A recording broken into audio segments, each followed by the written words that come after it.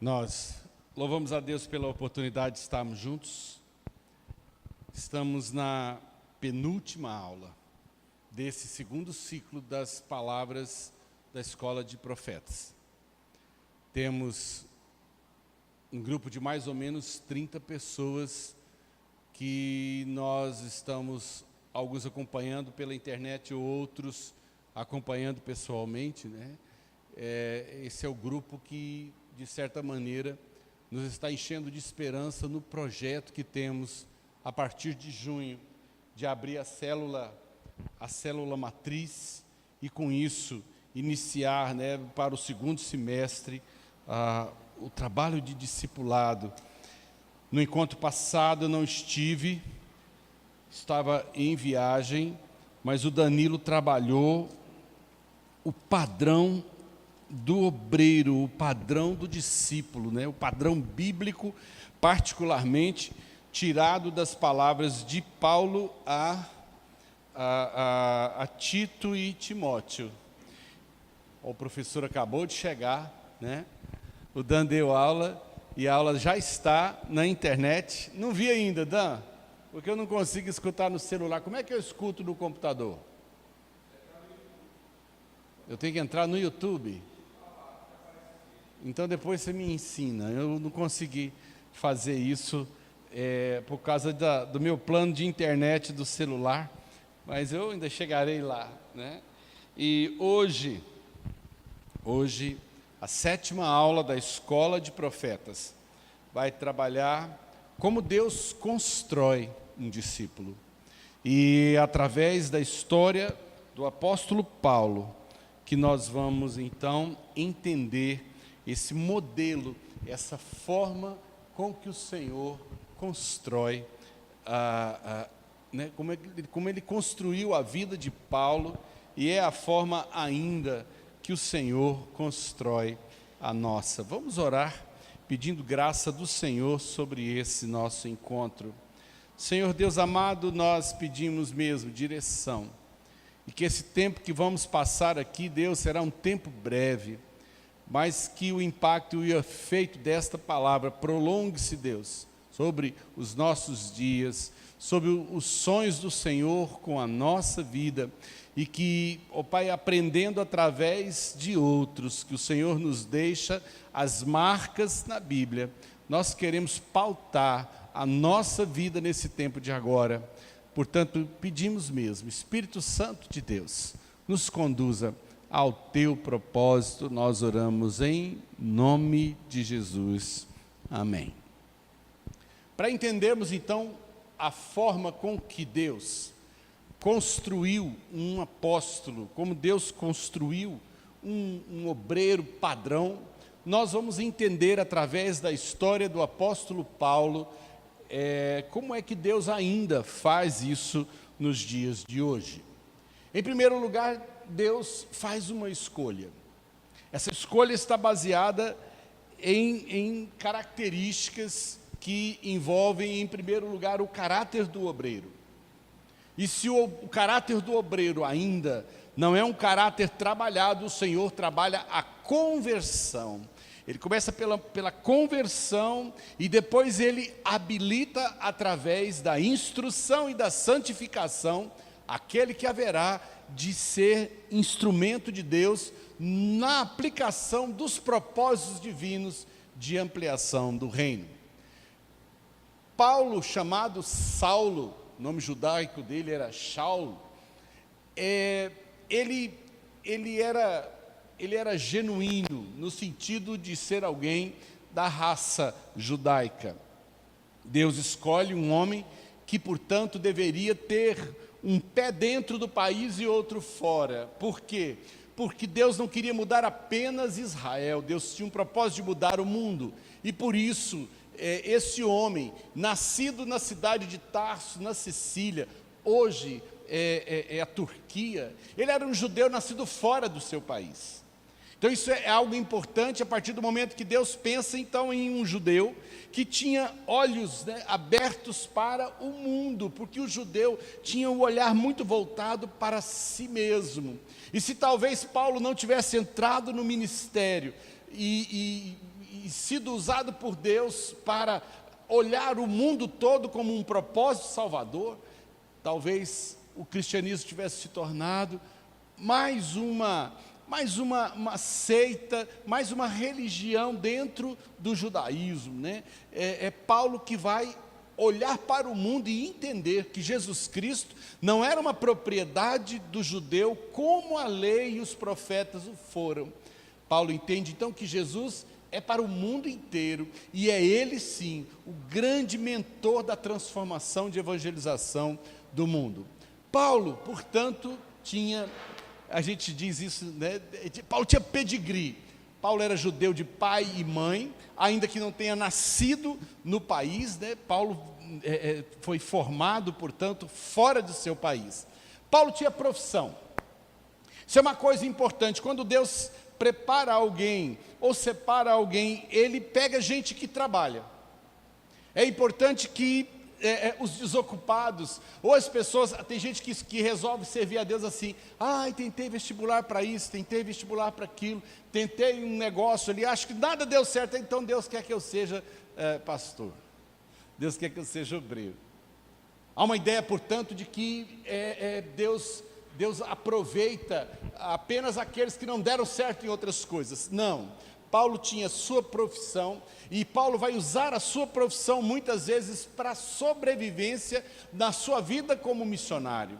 Ele, na verdade, vai receber ajuda, vai receber ofertas, mas Paulo trabalhava, Paulo tinha profissão, Paulo era, portanto, artesão, ele fabricava tendas. Paulo não se sabe ao certo o seu estado civil. Isso significa também que Deus coloca o estado civil em segundo plano. Deus nos usa solteiros, Deus nos usa casados, Deus nos usa viúvos, Deus nos usa de qualquer forma. O estado civil nunca pode ser um embaraço. E Paulo entende, e eu creio até que ele possa ter feito uma opção de ter aberto mão do casamento, porque Paulo sabia que, por exemplo, ele saía para fazer uma viagem missionária, ele levaria talvez 3 anos para voltar para casa. Como é que eu poderia fazer isso, né? Sair de casa e dizer, mulher, vou fazer uma viagem, vou pregar o evangelho ali, assim que der eu volto. 3 anos depois eu apareci em casa. Isso seria irresponsabilidade minha como marido. Então Paulo ele sublima provavelmente essa parte na sua vida, mas não significa que se você não for casado, ou se você já foi casado, ou se você de alguma forma, não existe um estado civil considerado por Deus impróprio. Deus nos usa. O que Deus quer é disponibilidade. O estado civil, portanto, de Paulo não é conhecido. Falamos do seu nascimento, e o seu nascimento ainda ainda deu mais um adicional à vida de Paulo, além de ser um cidadão nascido fora do seu país. A Cilícia era uma província romana, e Paulo então aprende a língua grega, que era uma língua falada no mundo maior, né, como hoje seria o inglês. Se hoje talvez fosse o processo acontecendo, Paulo seria fluente no inglês, e Paulo foi cidadão romano. Isso lhe dava prerrogativas, isso lhe abria portas. Deus usa também o lugar que eu venho a nascer, Deus usa a língua que eu falo, Deus usa as prerrogativas, né, de cidadania. Deus utiliza tudo no seu propósito. Existem missionários que foram livres de massacres simplesmente porque tinham um passaporte norte-americano ou inglês. Os povos tinham que às vezes respeitar isso para não ter um problema com o país de origem daquele estrangeiro. Então muitos foram deportados, muitos foram expulsos, mas a vida foi poupada. Deus utiliza sua nacionalidade, sua língua, sua cultura. Deus não tem limites para utilizar aquilo que ele pode desfrutar do que for colocado à sua disposição. Paulo era filho de judeus da tribo de Benjamim. Vocês devem lembrar-se, né? Os judeus, o atual Estado de Israel, descende apenas de duas tribos, a tribo de Judá e a tribo de Benjamim. Porque as outras 10 tribos, na cisão que houve entre o norte e o sul, 10 tribos se perdem na história do tempo e Judá se torna o reino do sul, constituído por 2 tribos. Portanto, Paulo era da tribo de Benjamim. Paulo é educado nos pés de um homem respeitado no seu tempo. Tudo indica, portanto, que Paulo deveria ter alguma condição financeira, porque além de Paulo ler e escrever, não apenas a língua do seu país, mas também o grego, Paulo teve a oportunidade de ser educado. Eu já fui abençoado por pessoas que mal sabiam ler. Eu já fui abençoado por pessoas que Deus usa nos dons sobrenaturais. Mas Deus usa também a cultura que você tem. Deus usa a formação que você tem. Eu tive o privilégio de fazer 2 cursos superiores e uma pós-graduação. E tudo isso que eu cursei na universidade, ainda hoje são instrumentos que Deus usa, são portas que Deus abre, e o conhecimento secular, é uma ferramenta importante para que o reino, inclusive, seja ampliado e respeitado. Então o povo de Deus tem que estudar. O povo de Deus, se puder, tem que ir para a escola, ir para a universidade, tem que ser qualificado. Nós vemos, por exemplo, na história de Daniel, que Daniel era um homem que tinha um espírito excelente. Significava um homem que tinha sabedoria, e não apenas a sabedoria de Deus, mas ele tinha também a sabedoria dos homens. O povo de Deus tem que portanto, ser um povo preparado.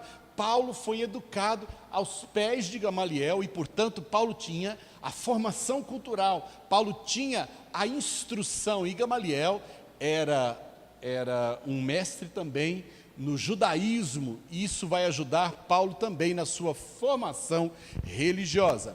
Paulo conhecia muito bem a língua grega, isso é importante, porque todo o Novo Testamento foi escrito em grego. E Paulo então vai escrever 14 das 27 obras que constituem o Novo Testamento. Mais da metade dos escritos do Novo Testamento tem origem no apóstolo Paulo, e o grego de Paulo é um grego de excelente qualidade. Portanto, Paulo dominava uma língua que outros também falavam, e o fato de que o Novo Testamento cai na língua grega permite então que a mensagem do Evangelho não fique restrita ao país de Israel, mas ela ganha o mundo conhecido do seu tempo. Paulo, portanto, além da língua, Paulo conhecia a cultura grega, conhecia o modo de viver também dessa cultura. Paulo era, portanto, um cidadão que entendia o seu tempo. Paulo, portanto, sabia aproveitar o conhecimento que ele tinha da sociedade, dos hábitos. Paulo sabia entrar aproveitando essa sabedoria. Deus usa o que eu sei. Se eu sou, portanto, alguém da área de saúde, Deus me usa na área da saúde. Se eu sou advogado, se eu sou professor, se eu sou agrônomo, o Senhor utiliza o meu conhecimento de alguma forma como maneira de atingir o mundo. Saulo se tornou religioso. Ele, portanto, foi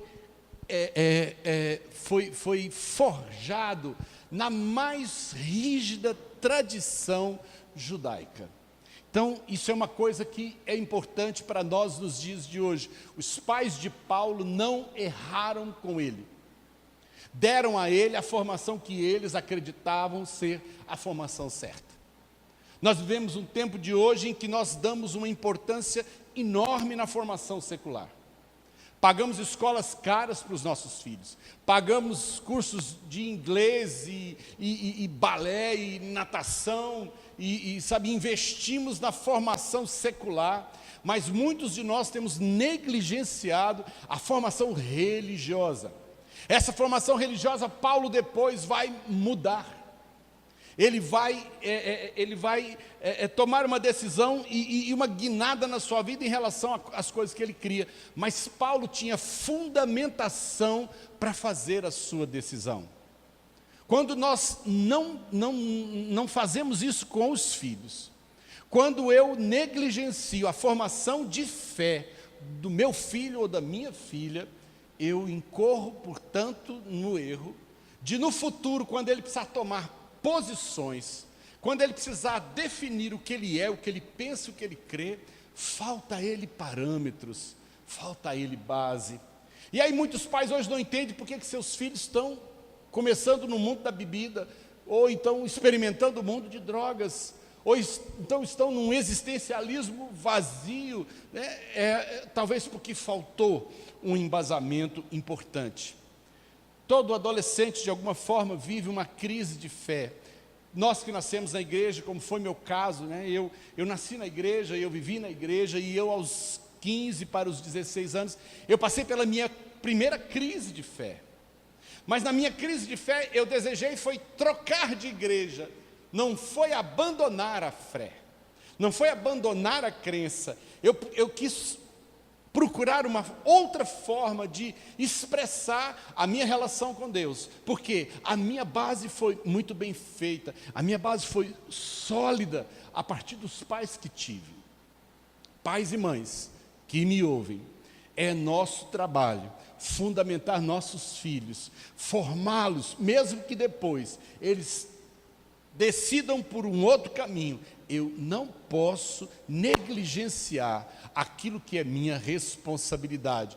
Paulo cresceu, Saulo, né, ainda cresceu na mais profunda formação e tradição. Seus pais investiram o que eles acreditavam, depois investiram em Gamaliel para que a cultura religiosa de Paulo fosse aprofundada. Paulo se torna fariseu. A religião judaica, ela estava dividida em seitas. Era o caso dos saduceus, dos fariseus, né, dos essênios, dos herodianos. Eram quase que um partido político e religioso, mais ou menos, que acontecia naquele tempo. Paulo, portanto, ele se define numa linha, né, política e religiosa. Paulo, portanto, tinha fundamentos, isso é muito importante, né? Paulo define-se, portanto, como fariseu, e sendo fariseu, então, ele era dizimista ao extremo. O fariseu era aquele que, se ele colhia 10 folhinhas de hortelã, uma ele separava para levar para o templo. Eles eram meticulosos dessa forma, eram meticulosos nos jejuns, eram meticulosos no número de passos que eles podiam dar no sábado, guardavam o sábado de forma ferrenha, chegava a fazer da religião até um peso enorme. Mas é mais fácil nós trabalharmos o radicalismo do que a falta de parâmetros. E assim, portanto, Paulo era zeloso, e por ser zeloso, ele entende que o cristianismo que nascia era uma força perigosa, porque ele entendia como fariseu que o cristianismo era uma heresia, era algo que precisava ser combatido, e na sua forma de crer, ele é coerente, ele vai para cima, ele parte para a perseguição. Na primeira grande perseguição que a igreja sofre, em que Estevão, inclusive, é julgado e apedrejado, né, por heresia, ele é morto. Paulo, ainda jovem, acompanha, né, essa execução. Paulo participa, ele ainda era muito jovem, ele não tinha ainda o direito de jogar as pedras, mas ele segura as capas. Paulo vivia o que ele acreditava. Isso é muito importante, eu viver aquilo que eu acredito. Sabe, Deus respeita. Apocalipse fala em mornos, quentes e frios, mas diz que o morno Deus vomita. Porque o morno não é nenhuma coisa nem outra. Nós precisamos ter posicionamentos claros. E ainda que Saulo fosse um perseguidor, ele o era por convicção. E isso, portanto, da mesma forma como ele tinha a posição clara de ser um perseguidor contra aquilo que era errado, ele se torna, portanto, também um propagador do Evangelho na mesma intensidade, porque quando ele entende o lado certo, o mesmo vigor, a mesma intensidade que ele dedicou à perseguição, ele o faz na evangelização. É uma questão de acertar o entendimento. Perseguindo, portanto, a igreja, Saulo, na estrada de Damasco, ele tem uma experiência com o Senhor. Paulo se intitula como um apóstolo, um discípulo formado fora de tempo. Esse é o texto que está em 1 Coríntios, capítulo 15, versículos 8 a 10. E depois de todos, apareceu igualmente a mim, ele está falando de Jesus, como a um que nasceu fora do tempo, pois sou o menor dos apóstolos, nem mereço ser chamado apóstolo, porquanto persegui a igreja de Deus. Mas pela graça de Deus, sou o que sou, e a sua graça para comigo não foi inútil. Antes, trabalhei mais do que todos eles. Todavia, não eu, mas a graça de Deus que vive em mim. Paulo então diz que ele é um como que formado fora do tempo. Jesus já havia morrido, ressuscitado, ido embora, ele já tinha ascendido aos céus, quando Paulo é chamado. E hoje, quando o Senhor chama a mim e chama a você, também para nos tornarmos seu seguidor e propagador, nós vamos ser formados e forjados da mesma maneira. A maneira com que ele trabalha o apóstolo, Paulo, antes Saulo, é a maneira com que ele pega a mim, a você, Cari, a senhora Dona Berli. É assim que ainda hoje ele o faz, como ele fez com Saulo, é a maneira com que Deus trabalha. Portanto, entendendo como é que Deus transforma Saulo em Paulo, eu vou entender como é que Deus transforma eu, Sérgio, em algo próprio para o que ele precisa na expansão do reino. A primeira coisa importante, eu quero ler então o trecho da conversão de Paulo, que está em Atos no capítulo 9, e depois eu retomo os pontos importantes. Atos 9, versículos 1 até o versículo 9 diz assim: Saulo, respirando ainda ameaças e morte contra os discípulos do Senhor, dirigiu-se ao sumo sacerdote e lhe pediu cartas para as sinagogas de Damasco, a fim de que, caso achasse alguns que eram do caminho, assim homens como mulheres, os levasse presos para Jerusalém. Seguindo ele estrada fora, ao aproximar-se de Damasco, subitamente uma luz do céu brilhou ao seu redor. E caindo por terra, ouviu uma voz que lhe dizia: Saulo, Saulo, por que me persegues? Ele perguntou: quem és tu, Senhor? E a resposta foi: eu sou Jesus, a quem tu persegues. Mas levanta-te e entra na cidade, onde te dirão o que te convém fazer. Os seus companheiros de viagem pararam emudecidos ouvindo a voz, não vendo contudo ninguém. Então se levantou Saulo da terra e, abrindo os olhos, nada podia ver. E guiando-o pela mão, levaram-no para Damasco. Esteve 3 dias sem ver, durante os quais nada comeu nem bebeu. Primeiro ponto, então, importante, quando Deus resolve mudar Saulo em Paulo. Deus resolve mexer na sua motivação. A motivação é a força motriz que me leva a realizar alguma coisa. Por que eu vou trabalhar? Por que eu tenho vontade de sair de manhã e ir trabalhar? Se eu não tiver um propósito, eu tenho que trabalhar porque eu tenho filhos, eu tenho uma mulher, eu tenho que comprar minha casa, eu tenho que ajuntar um dinheiro porque eu tenho um projeto na vida, eu quero comprar uma fazenda, eu quero... Se eu não tiver um propósito, uma motivação, eu saio de casa, sabe, sem propósito. Eu vejo às vezes alguns alunos saindo para estudar de manhã, completamente sem motivação e sem propósito, sabe por quê? Estão fazendo uma coisa que não sabem para quê. Não tem sentido, não tem razão. Às vezes a falta de propósito nos tira a motivação. Talvez até dentro de uma igreja, muita gente entra num lugar como esse e não sabe o que está fazendo aqui. Vem assistir um culto. Não se assiste religião. Religião, ou eu me envolvo, ou eu participo, ou eu mergulho de cabeça para saber o porquê que eu faço parte disso e o que Deus quer de mim, né? Então, a igreja tem assistência e tem quem trabalha. Eu sempre digo aqui, igreja tem os que trabalham e os que dão trabalho. Ou você está no grupo que trabalha, ou você está no grupo que dá trabalho. E eu espero mesmo, em nome de Jesus, que você esteja motivado ao trabalho, que você ande sentindo essa motivação. Mas existem outros problemas. Há gente que se motiva pelas causas erradas. Paulo tinha uma motivação, ele respirava ameaças e morte. O narrador de Atos diz isso. Paulo respirava. Isso significa o ar que entrava no pulmão, o ar que girava pelo seu sangue, era uma repelência àquilo. A motivação de Paulo por aquela obra era uma reação, era um sentimento de perseguição, era um sentimento negativo.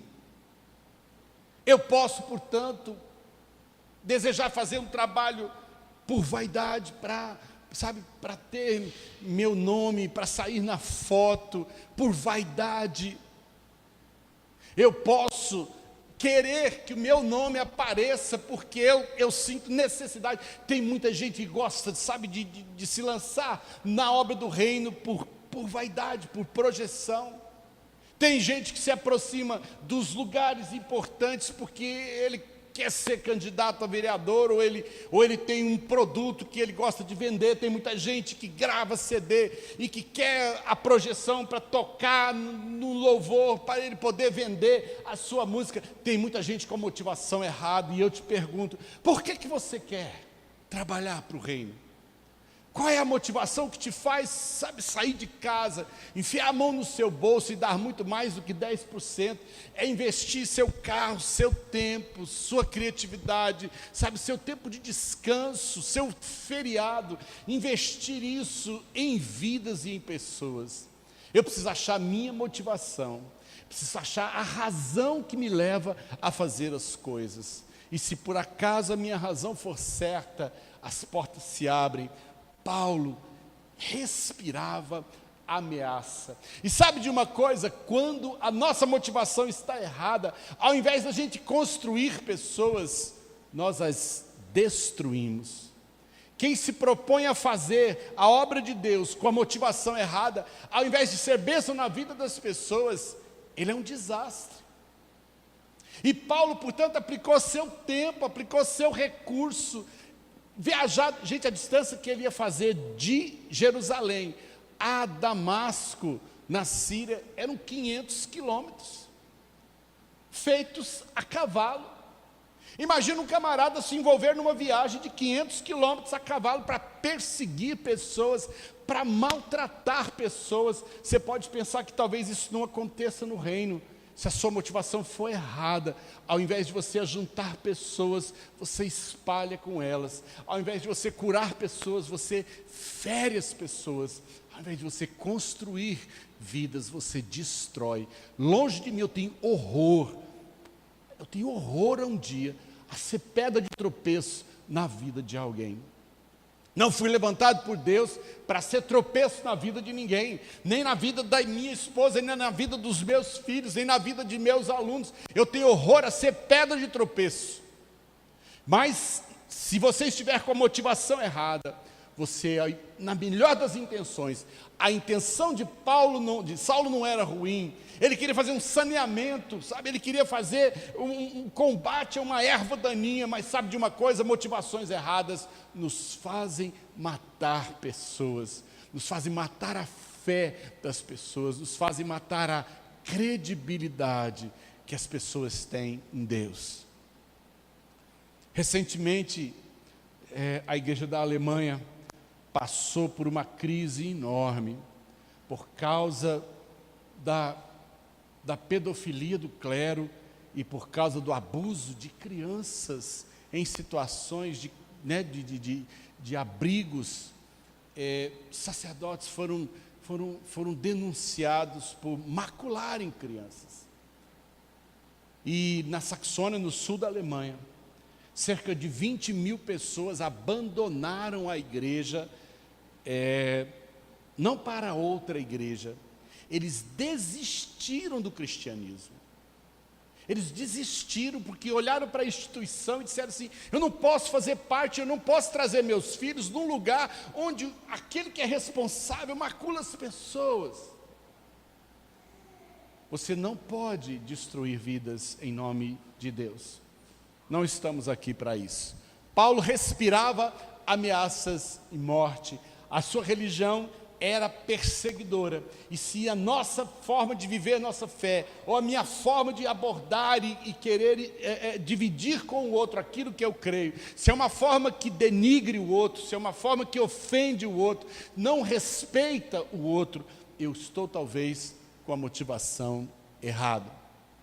Saulo precisava de uma coisa chamada conversão. É isso que talvez eu precise. Eu não preciso de informação a respeito de Jesus. Tem muita gente dentro de igreja que tem informação, sabe quantos livros a Bíblia tem, sabe o nome dos 12 apóstolos, sabe a sequência dos patriarcas, sabe o nome das tribos, sabe o nome dos rios, dos acidentes geográficos, mas sabe, conhecimento bíblico não produz experiência com o Senhor. Nos ajuda, mas Saulo precisava de conversão. Ele perseguia um povo que conhecia Jesus, mas ele não conhecia Jesus. Então eu preciso conhecer Jesus, eu preciso de ter a minha experiência com o Senhor. E na estrada de Damasco, ele pela primeira vez, ele ouve a voz de Jesus. Quem não ouviu a voz de Jesus não pode trabalhar para ele, não consegue trabalhar para ele, porque como é que você representa alguém que você nunca ouviu, que você nunca viu, que você não tem uma relação pessoal? Como é que a gente se envolve num reino onde eu desconheço o rei? E assim, portanto, é importante, antes que Deus usasse a vida de Saulo e o transformasse em Paulo, Jesus vai se revelar a ele. E acho interessante na abordagem, Jesus fala o nome dele, diz assim: Saulo, Saulo, por que me persegues? Então nessa experiência o Senhor nos fala o nome, a experiência ela é pessoal. O texto fala que tinham outros com ele, que ouviam a voz, mas não conseguiam entender o que estava se passando. Sabe por quê? Religião é uma experiência pessoal, ela é intransferível. Você não pode, viver da fé do outro. Você não pode viver como um parasita do outro que creu e teve a sua experiência. E tem muita gente que sentam-se nos bancos das igrejas, e que exploram as irmãs de oração, e que exploram os que jejuam, e que exploram os outros, mas ele mesmo não tem uma experiência genuína. Deus não é uma coisa real na vida dele. O próprio cristianismo que ele professa não é um Jesus que ele já viu. Certa vez teve um acidente, uma batida feia lá na 20 com a rua 3.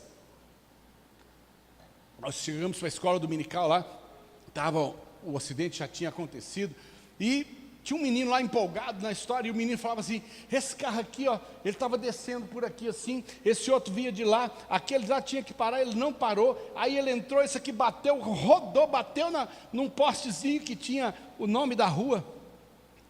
E eu perguntei assim: nossa, você viu tudo isso? Não, me contaram.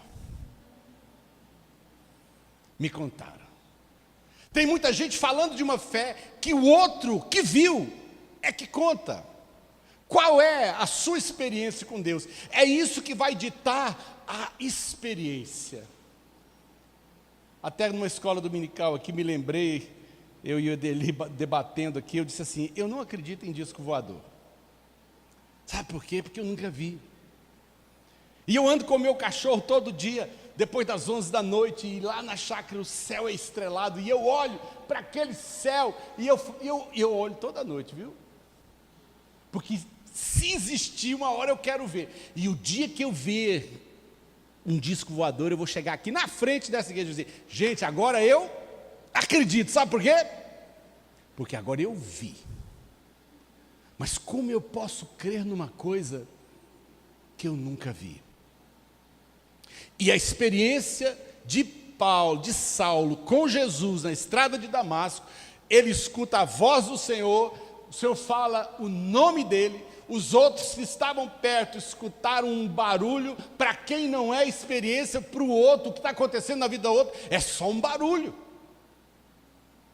É só um barulho que eu não consigo explicar. Saulo, Saulo, por que me persegues?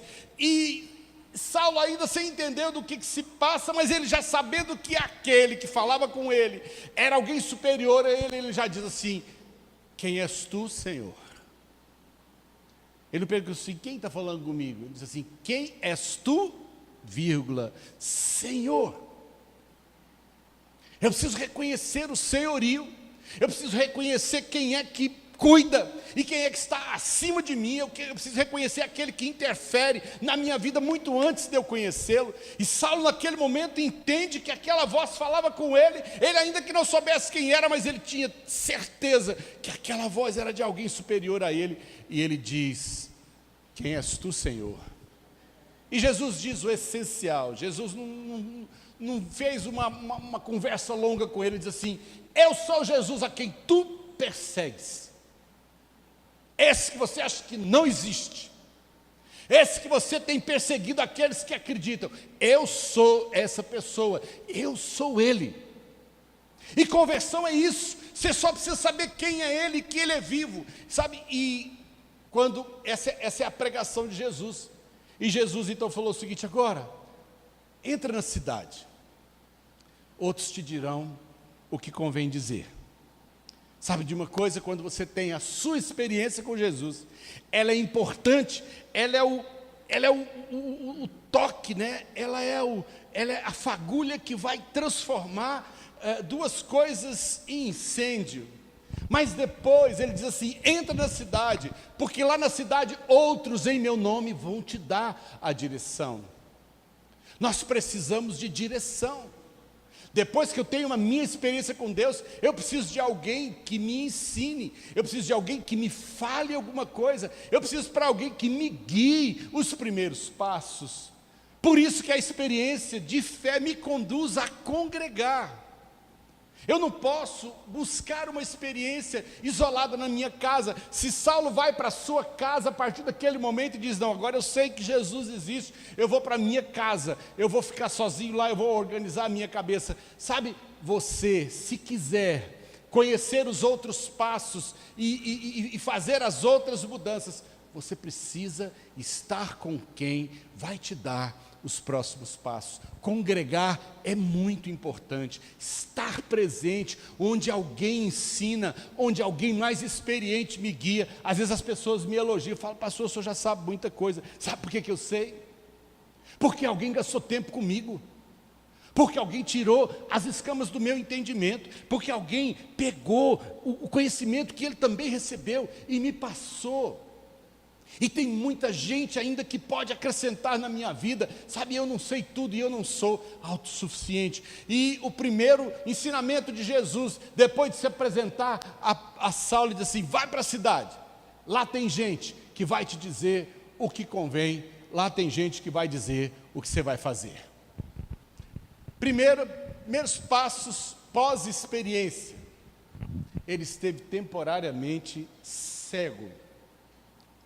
Esteve 3 dias sem ver, versículo 9, durante os quais nada comeu e bebeu. Sabe de uma coisa? É um tempo que a gente precisa reordenar a cabeça, né? Paulo passa por uma experiência de transformação. Eu tenho que elaborar, eu tenho que entender o que eu vinha fazendo e o que eu vou fazer. Nós precisamos de um tempo. Nós precisamos de um tempo. E Saulo, então, ele vai estar temporariamente cego.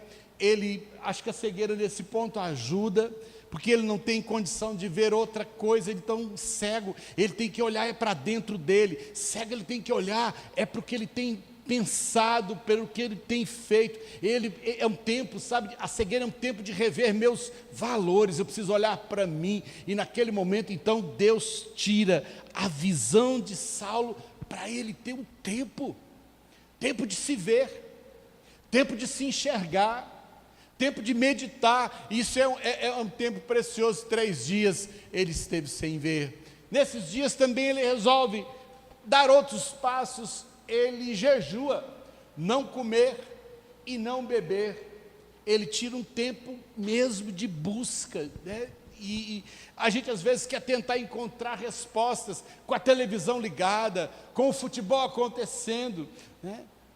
A gente fica tentando misturar coisas que são difíceis. Se você quiser entender algumas coisas que Deus está querendo te mexer, você precisa gastar um tempo.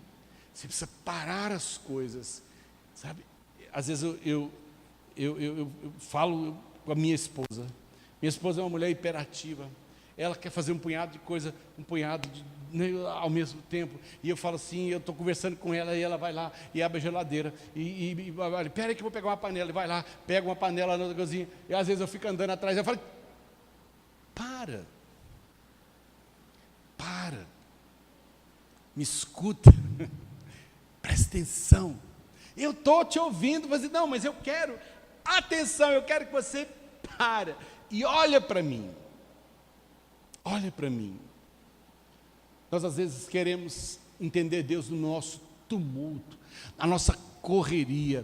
E Paulo talvez fosse necessário, e por isso talvez Deus usou esse mecanismo. Sabe quais são os momentos mais férteis que eu tenho nos dias que Deus mais me muda? São os dias que eu adoeço.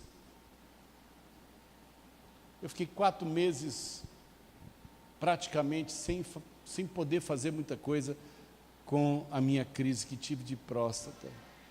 Tive que ficar em casa, tive que ficar parado, porque se eu me movia, eu sangrava.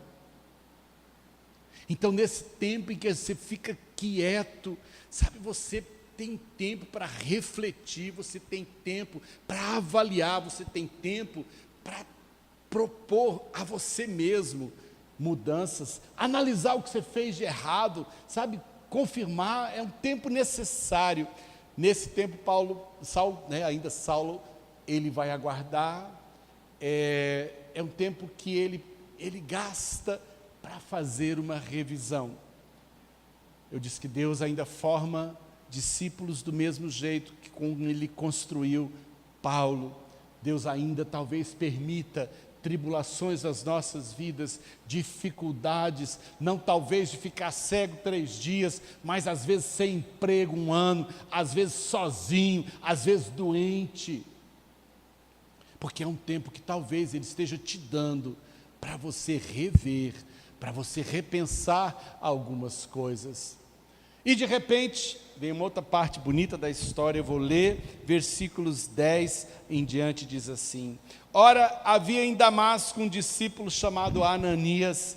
Disse-lhe o Senhor numa visão: Ananias. Ao que respondeu: Eis-me aqui, Senhor. Então o Senhor lhe ordenou: dispõe-te e vai à rua que se chama Direita, e na casa de Judas procura por Saulo, apelidado de Tarso, porque ele está orando. E viu entrar um homem chamado Ananias e impor-lhe as mãos para que recuperasse a vista. Amados, quando Deus nos coloca nesse corpo chamado comunhão e igreja, Ele faz isso. Saulo estava orando, e ele então vai lá em Damasco, e ele inquieta um homem. Esse homem só aparece aqui nessa história. E ele diz assim para Ananias: Ananias, ele diz assim, ele fala o nome assim, Ananias. A resposta de Ananias é a resposta que muito pastor gostaria de ouvir dos seus discípulos. Ele diz assim: eis-me aqui, estou aqui. Né?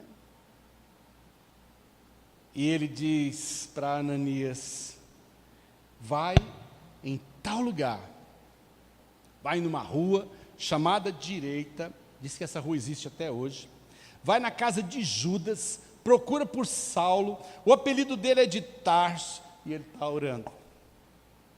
Nesse reino cuidado por Deus, quando você está em crise, Deus levanta alguém que vai ser ministro importante na sua vida, alguém que Deus tira do sossego dele e fala seu nome. Eu quero que você vá, eu quero que você olhe. Sabe, Deus inquieta o coração de alguém por amor a nós. Sabe, a minha vida foi tocada por muita gente preciosa, eu sou moldado por muitas mãos que interferiram na minha vida em horas decisivas, pessoas não que eu fui atrás, pessoas que Deus colocou no meu caminho.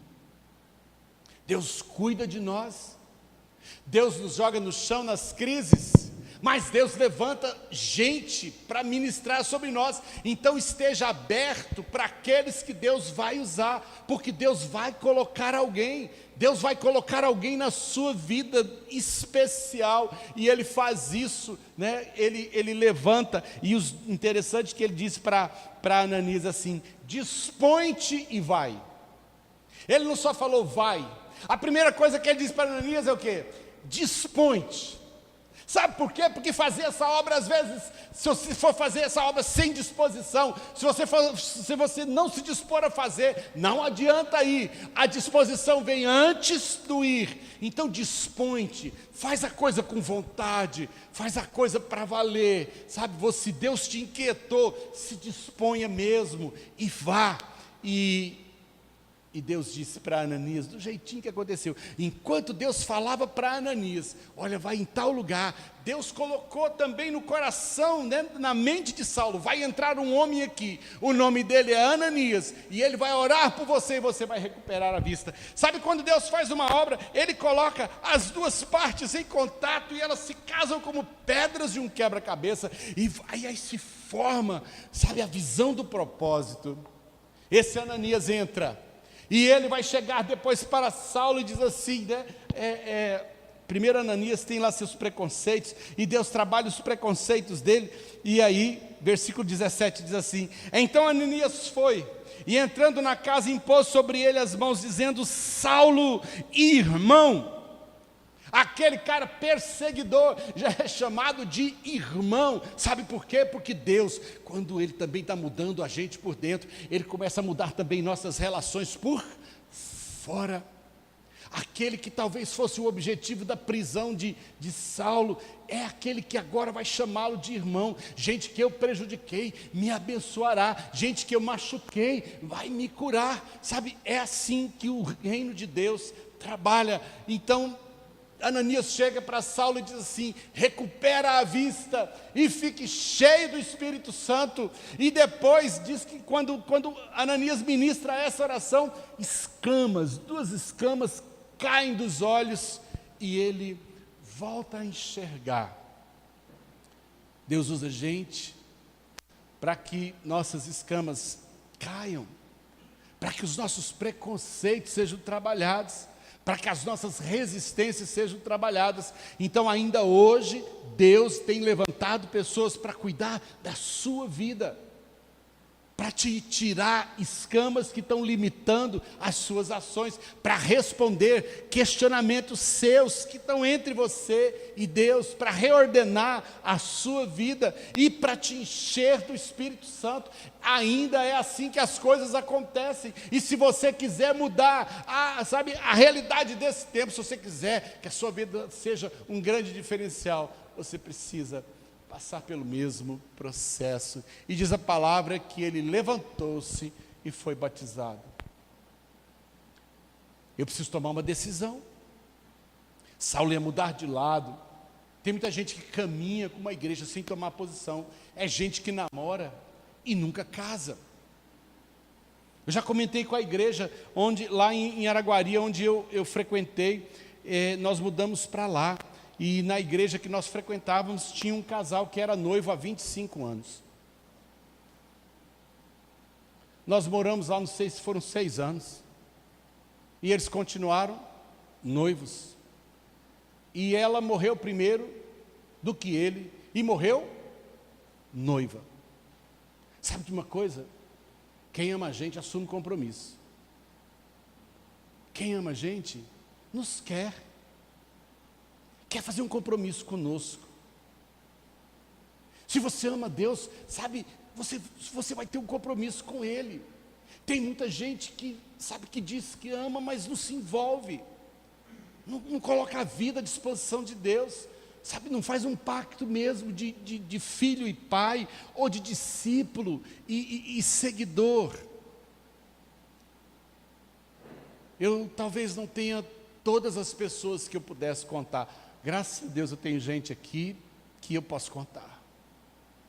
Gente que não mede sacrifícios para andar comigo e dividir comigo os pesos, mas não é com todo mundo que eu conto. Saulo entendeu que precisava mudar. E ele então levanta-se, depois de 3 dias sem comer. Eu creio que ele foi batizado em casa mesmo, não foi em rio não. Foi com um copo d'água assim. É ali mesmo que ele diz assim: eu quero mudar minha vida. Eu quero mudar de rumo. Eu quero entrar nisso de cabeça. Assim, portanto, é o processo que acontece. Quer ver algumas coisas na pós-conversão de Saulo e que a gente precisa repensar? Um erro de novo convertido. Diz a palavra que de imediato Saulo procura os discípulos para pregar para eles. Agora imaginam os discípulos sabendo que um camarada estava vindo de Jerusalém para prender, para matar. De repente eles falam assim: o camarada está querendo pregar para a gente. Aí eu vou dizer: esse camarada eu não confio nele. E pregar o quê? Tinha 3 dias. Ele precisava rever tudo o que ele acreditava e acrescentar todas as coisas novas. Gente, o trabalho, por mais que eu tenha vontade de fazer, eu preciso de um tempo para ser estruturado, eu preciso de um tempo para ser ensinado, eu preciso de um tempo para ganhar credibilidade das pessoas onde eu vou trabalhar. Você chega aqui, um ilustre desconhecido, na semana seguinte, você já quer pregar, você já quer tocar ali, você já quer ser o tesoureiro da igreja. Eu não conheço você, uai. Quem é você? Então existe um preço a pagar. Esse preço se chama ser discipulado, ser ensinado, ser conduzido. Sabe como é que tem que acontecer? Os discípulos, as pessoas de Damasco dizem assim: nós temos que matar esse homem, antes que esse homem mate a gente. A gente pensa estranho pensar que no meio de discípulos também tinha gente que talvez quisesse matá-lo. Eu não sabia se era entre judeus que o consideraram um traíra, ou se era a própria gente da igreja que achava que ele estava se fazendo de santo para poder, no final, dar o golpe em todo mundo. Saulo sai por um cesto, pendurado por uma janela de muralha, e ele vai passar um tempo refugiado na Arábia. Depois ele volta para Damasco. Depois que as pessoas começam a ouvir o que aconteceu e entender o que aconteceu, só depois de 3 anos de convertido é que ele vai a Jerusalém, e os apóstolos que lá estavam, que eram Tiago e Pedro, o conhecem. Eu preciso de tempo. Eu preciso de tempo para mudar convicções, eu preciso de tempo para aprender coisas novas, eu preciso de tempo para ganhar respeito e credibilidade. Por mais bem intencionado que eu esteja, eu preciso ser ensinado. E sabe para que existe essa escola de profetas que a gente está fazendo aqui? É para dar a você o suporte e a credibilidade, porque nós precisamos de você. Nós vamos fazer alguma coisa no segundo semestre, nós vamos precisar de você, mas nós não queremos que você incorra nos mesmos erros do homem doido para fazer alguma coisa e sem capacitação, sem preparação. Diz a palavra que 14 anos depois dessa conversão, foi que ele vai pela segunda vez a Jerusalém. Não se sabe o que ele fez durante esse tempo. Acredita-se que esse foi o tempo de demolição, um tempo de abandono de ideias erradas. Sabe por quê? A gente não muda da noite para o dia, a gente muda gradativamente. E às vezes a gente não entende por que alguns cristãos velhos, a gente às vezes os coloca também num tempo de espera. Sabe por quê? Porque as novidades também precisam ser construídas, mas elas só são construídas quando ideias antigas e arcaicas precisam ser desmontadas. Não significa que como igreja eu vou abandonar minha raiz, mas existem algumas coisas, né, na igreja dos anos 60, na igreja dos anos 50, que precisam ser quebradas, porque existe um novo de Deus para ser construído. E uma das grandes resistências que nós temos a fazer coisas novas são em pessoas que se apoderam de uma experiência antiga e têm dificuldade de quebrar a casca e de admitir o novo e de admitir possibilidades de transformação. E aí então você precisa de tempo para ouvir uma coisa como essa. Tem gente que não vem numa aula como essa, sabe por quê? Ele diz assim para você: olha, eu já fiz todos os cursos, eu já sei tudo sobre isso. Tem uma pessoa que diz que só vem em culto, escola dominical ela deixou de vir porque ela disse para mim: não, tudo que o senhor fala lá eu já sei. Eu falei: ô, maravilha, queria ter uma meia dúzia de gente que soubesse tudo que eu já sei. Quando você é fechado para as mudanças, usá-lo é complicado. Saulo era um homem cheio de conhecimento. Saulo era um homem cheio de estruturas. Mas Deus queria mudá-lo para usar tudo aquilo que ele era de excelente numa visão nova. Ao final desse período, 14 anos depois, Barnabé o traz de volta para Antioquia. E Paulo agora será discípulo de Barnabé. Esse baixinho bravo vai aprender com um homem que já estava lá na frente. Gente, ande na companhia de quem sabe, aproveite quem sabe, desfrute da experiência do outro, não como peso. Ande junto para aprender. Ande junto para aprender. Eu tenho um pastor amigo, ele veio de um ministério com drogados, e nos cultos eles tinham momentos de exorcismo. E ele disse que da igreja tinha uma senhora que levava um menininho, de uns 12, 13 anos, e o menininho sentava logo na primeira fila, porque ele gostava de ver a hora que os demônios se manifestavam. E ele ficava olhando, muita gente tem medo, né? Ele ficava na frente, e ele ficava olhando, ele queria aprender, ele achava o máximo o pastor expulsar o demônio daqueles que se manifestavam ali. E um dia tinha acabado o culto, e eles estavam ali numa conversa, entrou um bêbado fazendo arruaça na igreja. E o bêbado entrou, e aquela conversa mole de bêbado, e o pastor então foi orar pelo bêbado. Aí o menino falou para o pastor assim: pastor, deixa esse para mim. Deixa esse para mim. E o pastor falou: então tá, ué. Mas ele viu, ele aprendeu. Ande com quem sabe, tire proveito. Tire proveito. Tem alguém que tem alguma coisa para ensinar, tem alguém que tem alguma coisa para aprender. Estamos terminando. Saulo era um homem bem preparado, e Deus usará tudo o que Saulo acumulou de vida e de experiência.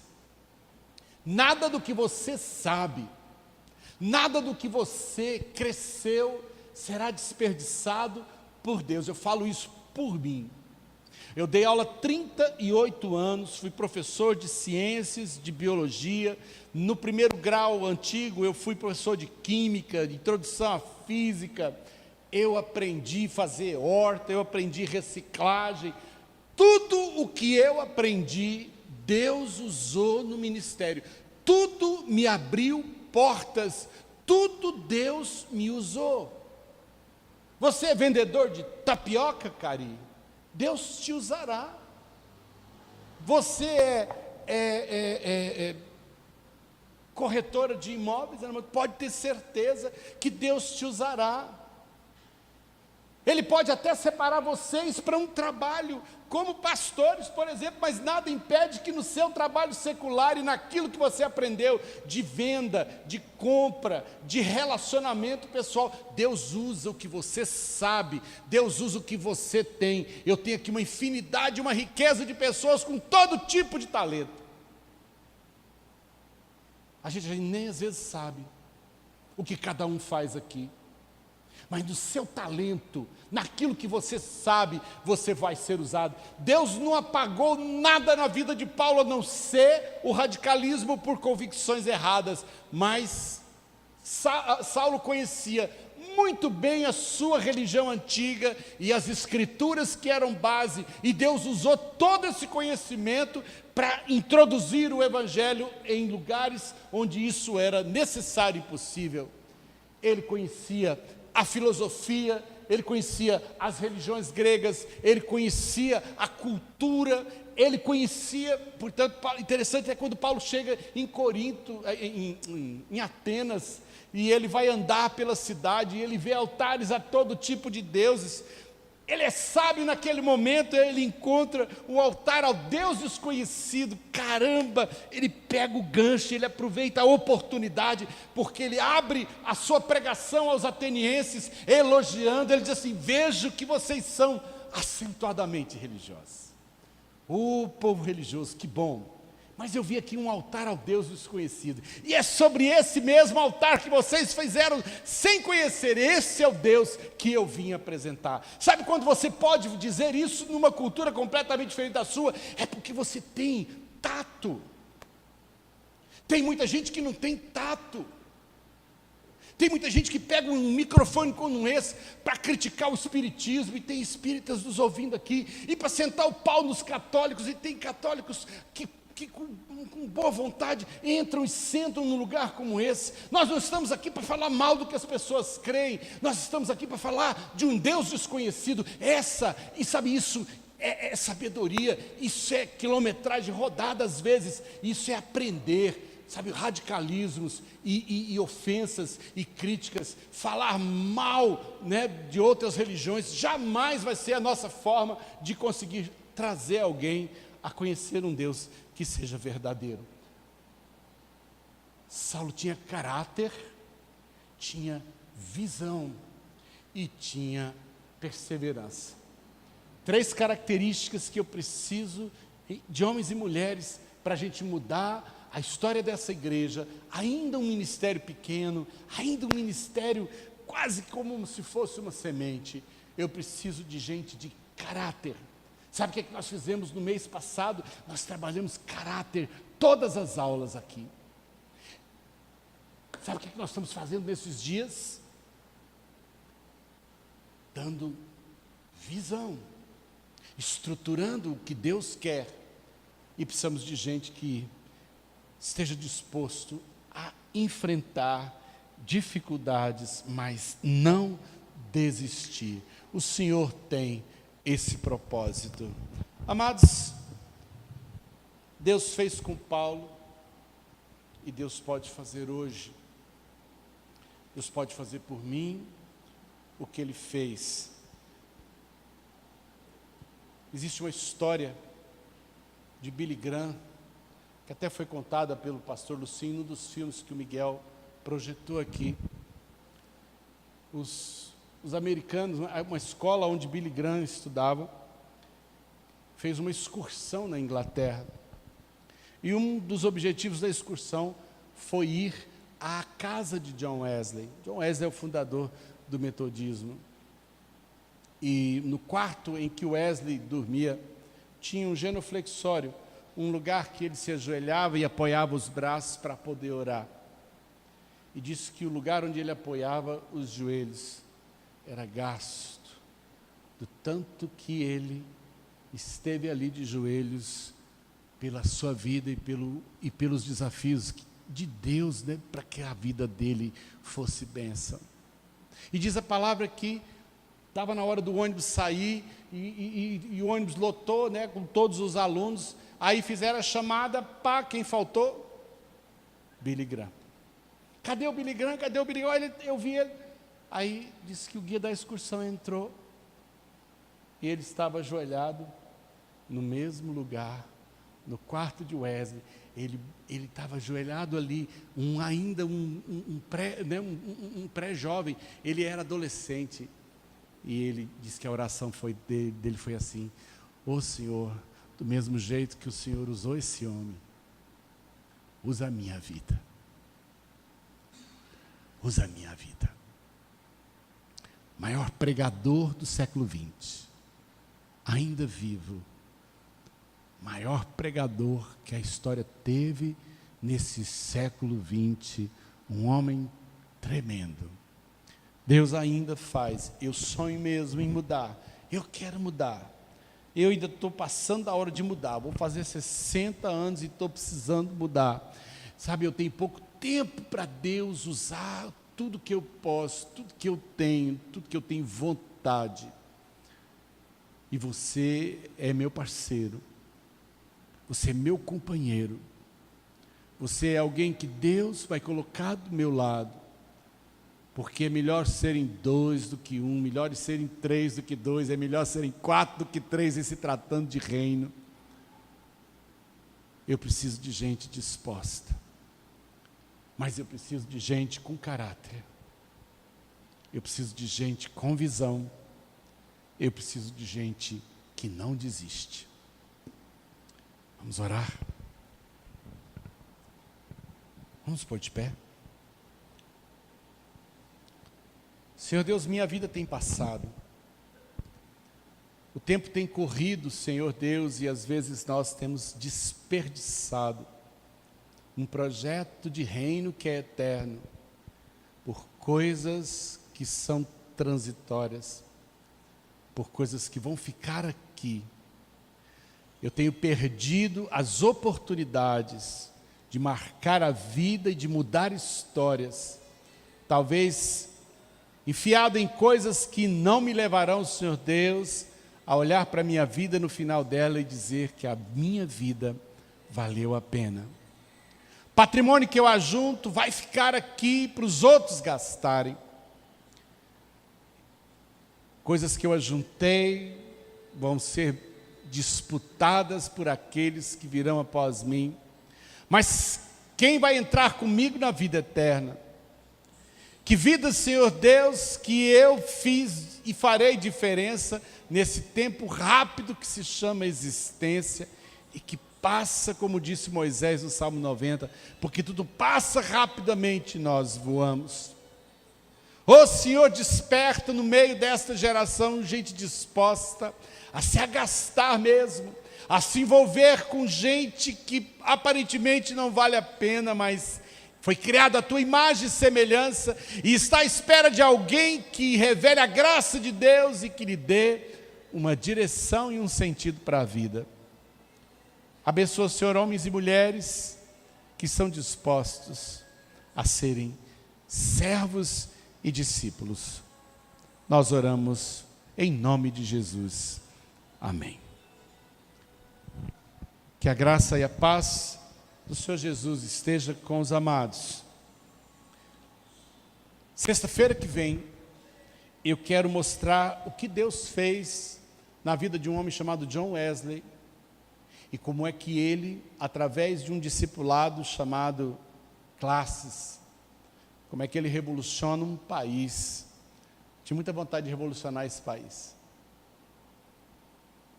A gente fica doido para tirar a Dilma. Hoje eu estava conversando com a minha filha. E vamos botar quem? E se também tirarem o Temer? E se tirarem o presidente da Câmara? E se convocarem novas eleições, nós vamos botar Quem? Ou nós mudamos essa geração, ou transformamos o caráter dessas pessoas e colocamos gente para ser empregado de caráter, patrão de caráter, empresário de caráter, juiz de caráter, policial de caráter. Ou nós vamos estar apenas trocando 6 por meia dúzia e tirando desse país as possibilidades de ser uma terra melhor, mais justa para os seus filhos. Deus precisa de gente disposta. E se eu puder contar com vocês, amém. Wesley fez uma grande obra no século XVIII. E eu quero te dizer como é que ele fez naquele tempo. E não tem nada impossível de ser repetido ou melhorado nos dias de hoje. Graça e paz. Deus abençoe os amados.